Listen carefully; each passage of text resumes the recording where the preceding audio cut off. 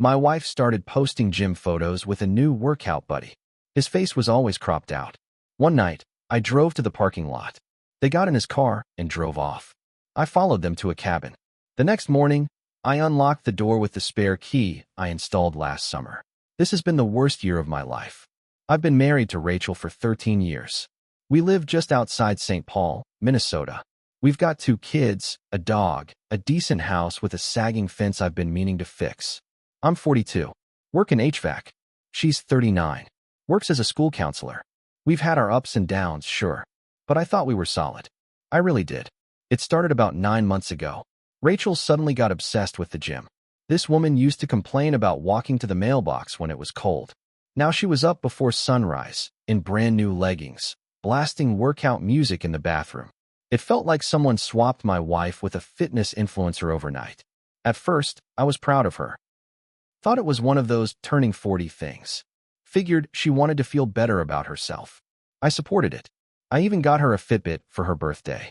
I watched the kids when she wanted to do back-to-back classes. I made protein shakes for her. I cheered her on. Then came the Instagram posts. It started with regular gym selfies. Rachel posing in the mirror, flexing a bit, smiling. Okay, but then this guy started showing up in them, sort of. His body, anyway. An arm, a shoulder, a shadow in the mirror. She always tagged him as at JStrengthMN, but never showed his face. The captions were full of fire emojis and inside jokes. Things like, pushed past my limits today. Jay doesn't play #beast mode. I asked her about him.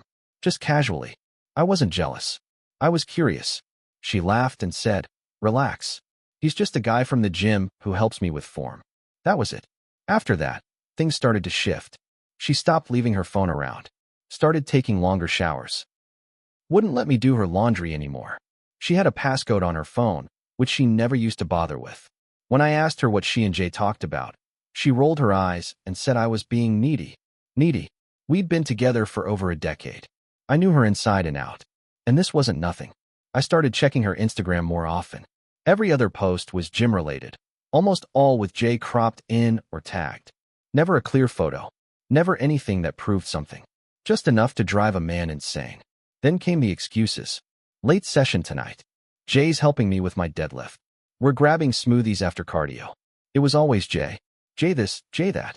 So I decided to follow her. Last Thursday night, she said she was hitting the gym again.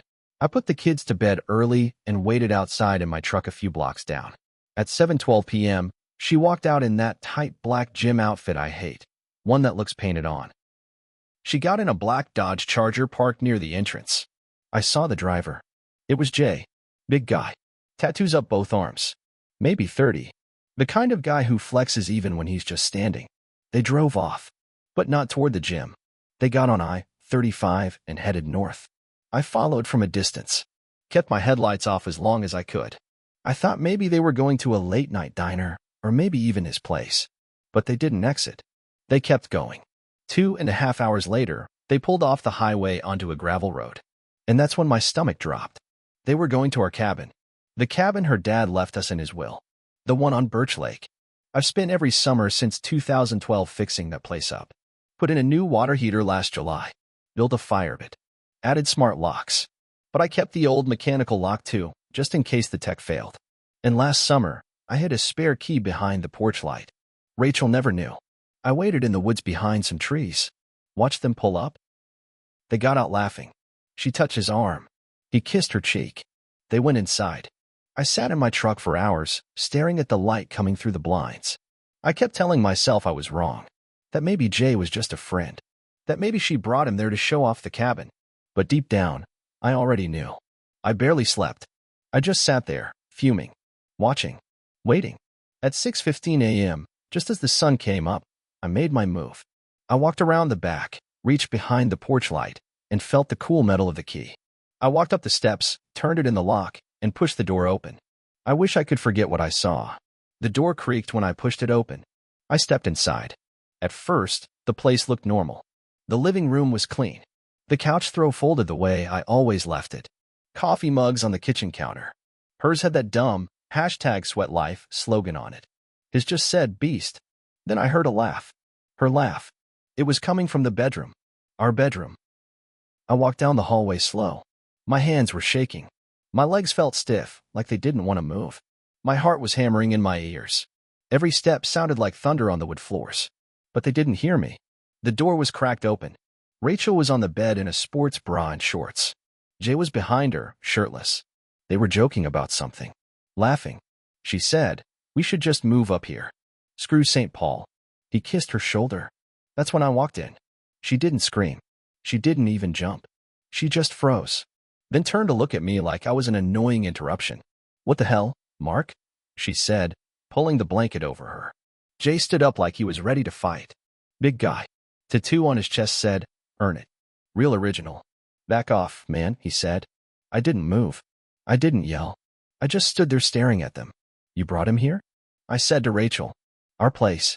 It's not just yours," she snapped. "My dad gave it to both of us." I couldn't believe how calm she was. Like I was the one out of line. Like I was the one cheating. Jay stepped closer. "Look, man, just leave.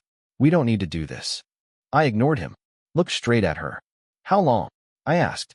She crossed her arms. "A few months." I nodded. My chest hurt. Not like heartburn. Like a real crack inside my ribs. "You threw away our family for this." She rolled her eyes. "Don't be dramatic. It wasn't working anymore. You knew that." Jay reached out and touched her hand. Like that was normal. Like this was some kind of scene in a movie. "Get out," I said to him. He smiled, cocky. "Not happening." That's when I saw red. I stepped forward, grabbed the mug off the dresser, and hurled it against the wall. It shattered into 100 pieces. Jay flinched. Rachel jumped. "I built this damn place." I shouted. "Every inch of it. While you sat at home posting selfies and lying to my face." She didn't say anything. Just stared at me, mouth tight. I stormed out. Got in my truck. Drove 10 miles before I had to pull over and puke on the side of the road. I didn't go home right away. I drove around for hours. Thought about the kids. About how I was going to explain any of this. That night, she texted me one line. "We'll talk when I get back." Not, "I'm sorry." Not, "Please don't tell the kids." Just that. I didn't respond. But I started planning. She thought this was just going to be some clean break. A "we grew apart" story she could tell her friends. But no, I wasn't going to let her walk away clean. You don't blow up a man's life and walk away with a smile. You burn me down? I'll take your whole world with me. The next few days were quiet. Too quiet. She didn't come home Sunday night. Didn't even text. Monday morning, she waltzed in around 6 a.m. like nothing had happened. Hair pulled back, gym bag slung over her shoulder. She looked surprised to see me sitting at the kitchen table. "I figured you'd be gone," she said, not looking me in the eye. I didn't say anything. She poured herself coffee, took a sip, then finally said, "We should tell the kids together. Keep it civil." That's when I knew she wasn't sorry. Not even close. She wanted control. She wanted to be the calm one, the mature one. So when people looked at us later, she'd get to say, "I tried to handle it the right way." I didn't say a word. Just stared at her while she drank her coffee like it was just another Monday. Later that day, I met with a lawyer. Told him everything. Even the part about the cabin. He looked over our shared assets, nodded, and said, "She's going to come after the house. She'll want custody, too." I wasn't going to let that happen. So I did something I'd been holding on to for years. I went to my old external hard drive. The one in the safe in the garage. The one she didn't know about. I opened the folder labeled taxes_2018 and pulled out the real treasure. See, back in 2019, Rachel went through a rough patch. Said she was depressed. Took a break from work. Spent a lot of time online. I didn't say anything back then, but I'd caught her chatting on a burner Facebook account with some guy in Florida. They'd never met in person, at least I think they hadn't, but the messages were nasty. Photos, videos, full-on virtual stuff. I had screenshots of everything. And back then, when I found out, she begged. Swore it was just a phase. We went to counseling. I forgave her. Dumb move. But I never deleted those screenshots. Now, in the middle of this mess, I realized I'd been too soft for too long. She thought I'd just roll over again. But she didn't know I kept receipts. That night, she told the kids we were taking a break. I didn't correct her. Yet. Instead, I waited. I listened. And a few days later, I got what I needed. My buddy Scott works at a body shop. I told him to run the plates on Jay's Dodge Charger. I said I thought someone had been following my wife. He bought it. Came back with the name, Jason R. Keller. Guess what? He's married. I found her. Her name's Dana. She works at a vet clinic in Edina. Mid-30s, one kid. I called the clinic pretending to be a customer and asked if Dana was in. She was.